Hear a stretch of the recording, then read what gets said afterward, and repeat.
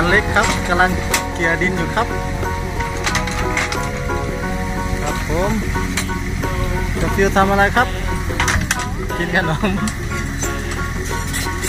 ฟิวกินขนมอีกไหมดูใกล้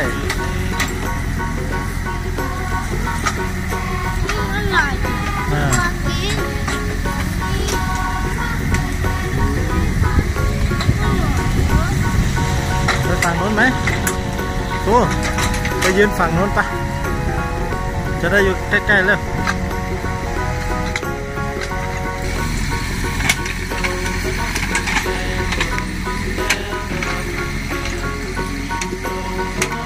มีรถอะไรด้วย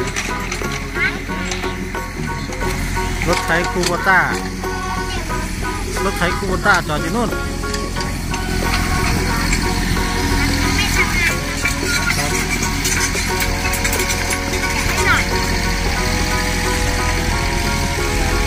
ทำอะไรลูกดูคุณนะแล้วครูแกะให้น้องหน่อยอ่ะ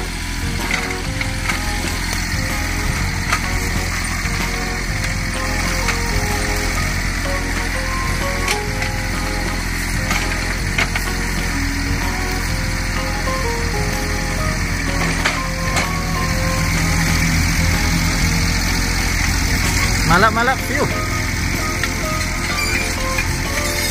โอ้ไปแล้วมันไปแล้วมันไม่มาแล้วมันไปแล้ว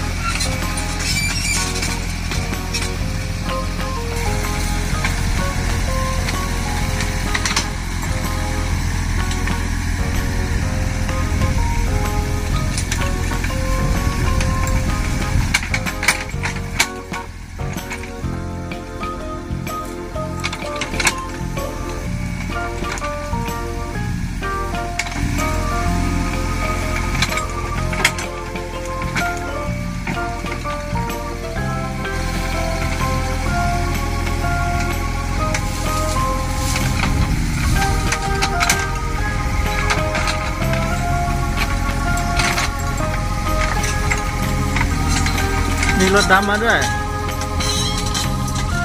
รถดำข้างในครับรถเทรลเลอร์ก็มีครับแค่นี้แหละเดี๋ยวจะ